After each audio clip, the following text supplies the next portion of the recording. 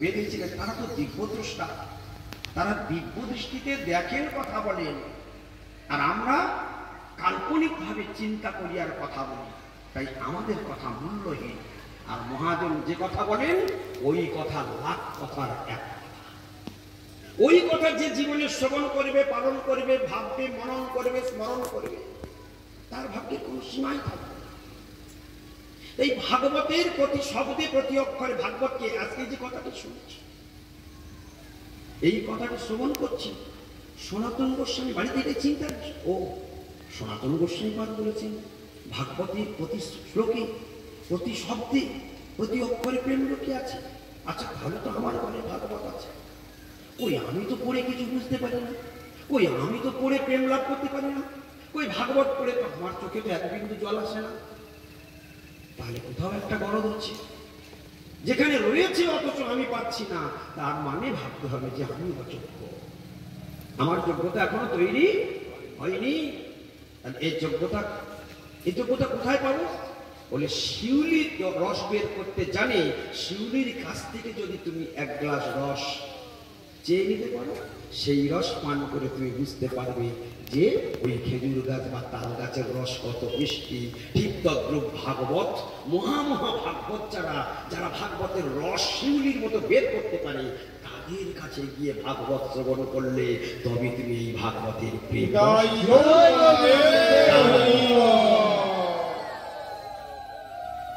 ভাগবতী এমনি বলা হয়নি যাও ভাগবত পড়ো বৈষ্ণবের স্থানে, কথাটা এমনি এমনি বলা হয়নি। এই কথার মধ্যে অনেক রহস্য আছে। যাও ভাগবত পড়ো বৈষ্ণবের স্থানে। কেন বৈষ্ণবের কাছে যাবো? কেন?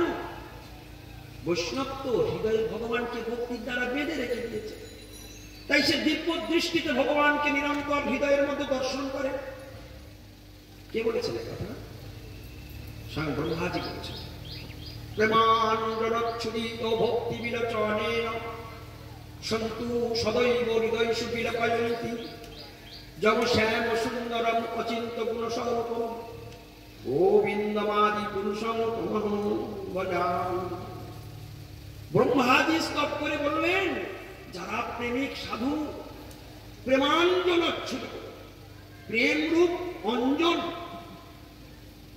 ভক্তিরূপ নয়নে যাদের, অর্থাৎ ভক্তিরূপ নয়নে যাদের প্রেমরূপ কাজল দ্বারা রঞ্জিত হয়েছে, সেই সমস্ত সন্তু অর্থাৎ সাধুগণ সদৈব হৃদয়েষু বিলপয়ন্তি, হৃদয়েষু হৃদয়ের মধ্যে, সদৈব হৃদয়েষু বিলপয়ন্তি, নিরন্তর সেই সাধুগণ ভগবানকে দর্শন করেন, সেই ভগবানকে শ্যাম সুন্দরম অচিন্ত গুণস্বরূপম, সেই দ্বিভুজ মুরলীধারী শ্যাম সুন্দর নন্দনকে সর্বদাই হৃদয়ের মধ্যে দর্শন।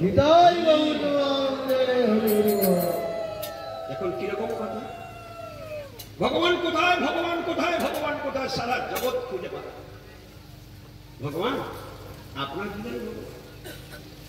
বাইরে যেদিকে তাকাবেন সবকিছুর মধ্যেই ভগবান দেখতে পাবেন না, অনুভবের নয়নে শুনে, এই শুনলেই অনুভব। বলে কিরকম? এই চোখ করে এই যে বক্সটা দেখা যাচ্ছে, বলে এর মধ্যে কৃষ্ণ আছে। এই যে মাইক্রোফোনটা দেখা যাচ্ছে, বলে এর মধ্যে কৃষ্ণ আছে। এই যে লাল কাপড়টা দেখা যাচ্ছে, এর মধ্যে কৃষ্ণ আছে। এই যত জীব বসে আছে, এর মধ্যে সব কৃষ্ণ আছে। এই ঘাস পাতা, লতা পাতা গুলো যা দেখা যাচ্ছে, ইট কাঠ পাথর যা দেখা যাচ্ছে, সবকিছুর মধ্যে কৃষ্ণ আছে। অনুপরমাণুতে কৃষ্ণ আছে। দেখতে না পেলেও কান দিয়ে শোনা হচ্ছে। ভগবানকে কি দিয়ে দেখার কথা শাস্ত্র বলেছেন? ভগবানকে কি দিয়ে দেখতে বলেছে? কান দিয়ে। কান দিয়ে, কান দিয়ে ভাগবত যদি শ্রবণ করো, ভগবানকে দেখতেই পাবে তুমি অবশ্যই। বলে কিরকম ভাব? বলে কুন্তী দেবী বললেন না, নমস্যে পুরুষং ত্বাদ্যমীশ্বরং প্রকৃতির পরম অলক্ষং সর্বভূতাং অন্ত বহি অবস্থিত। হে কৃষ্ণ, তুমি প্রতিটা জীবের অন্তরে অবস্থান করছো। হে কৃষ্ণ, তুমি সমস্ত বহির জগতে অবস্থান করছো। কুন্তী দেবীর ভাষা। ভগবানকে কিরকম দর্শন করেছেন? কুন্তী দেবীর চোখ ফুটে গিয়েছে। তারা কত জন্মে সাধনা করে ভগবানের সঙ্গে সাক্ষাৎ বাস করেছে। তাদের কাছে কি ভগবান ভাগে দিতে পারে? দিব্য দৃষ্টিতে বলে দিলেন। কুন্তী দেবীর কাছে গিয়ে কৃষ্ণ বললেন, পিসিমা সব ঝামেলা তো মিটে গেছে, এবার আমি দ্বারকায় ফিরে যাই, বহুদিন তো হস্তিনাপুরে কাটালাম, এবার আমি আসি পিসিমা। পিসিমা বলে প্রণাম করলেন। আর কুন্তী দেবী ভগবানকে বললেন, ভগবানকে দেখিয়ে দিলেন, কৃষ্ণ তুমি আমাকে পিসিমা বলে জড়জাগতিক সম্বন্ধ বলে মায়ার সম্বন্ধ দিয়ে তুমি আমাকে ঠকাতে চাইলেও আমি কিন্তু ঠকতে রাজি নই। আর কেউ না জানো, আমি তো জানি। নমস্যে পুরুষম, একদম ধরে ধরে কি কথার কি কথা পিসিমা বলেছে। পিসিমা তো বলতে পারতো যে ভাইপো আরো দিন কত থেকে যাওয়া, সে কথা কিরকম জবাবটা দিলেন যে কৃষ্ণ তুমি আমাকে ঠকাতে চাইছো, আমার চোখের সামনে তুমি মায়ার পর্দা টাঙিয়ে দিতে চাইছো। পারবে না কৃষ্ণ, তুমি আমার সামনে মায়ার পর্দা টাঙাতে পারবে না, কারণ আমি তোমায় চিনি। চিনিয়ে দিল কৃষ্ণকে। কেমন চিনি তাও দেখে নাও। নমস্যে পুরুষম তু আদ্যম ঈশ্বর। নমস্যে মানে নমস্কার। পুরুষম, নমস্যে পুরুষম তু আদ্যম ঈশ্বর। হে আদি পুরুষ, হে পরমেশ্বর ভগবান কৃষ্ণ, আমি তোমাকে নমস্কার করি। নমস্যে পুরুষম তু আদ্যম ঈশ্বরম। আর কি? কৃষ্ণ প্রকৃতে পরম, প্রকৃতে পরম, অর্থাৎ এই বিশ্ব চরাচর এই যে প্রকৃতি দেখছি, তুমি এই প্রকৃতির অতীত বস্তু। প্রকৃতির অতীত মানে কি? প্রকৃতির অতীত শব্দের অর্থ হলো এই, ঠিক যেমন মাকড়সা জাল, সেই জালের উপরে মাকড়সা ছুটে বেড়াতে পারে, কিন্তু সেই জালে যদি কেউ হাত দেয় সঙ্গে সঙ্গে সে চলে যায়। তাহলে মাকড়সার জালে সারা জগৎ জড়াবে, কিন্তু মাকড়সা জড়াবে না। মাকড়সা সেই জাল নিজে বুনেছেন, কিন্তু সেই জালের ঊর্ধ্বে মাকড়সা, তাকে বাঁধতে পারছে। কুন্তী দেবী বললেন, কৃষ্ণ তুমি প্রকৃতি করো, তুমি তোমার মায়া শক্তি এই প্রকৃতির দ্বারা সারা জগৎকে তুমি ভুলিয়ে রেখেছ, তুমি সকলকে মোহের দ্বারা অন্ধ করে দিয়েছ, কিন্তু তুমি এই প্রকৃতির অতীত, তুমি মায়ার স্রষ্টা। মাকড়সা যেমন তার জালের স্রষ্টা, সেই জালে মাকড়সা ধরা পড়ে না।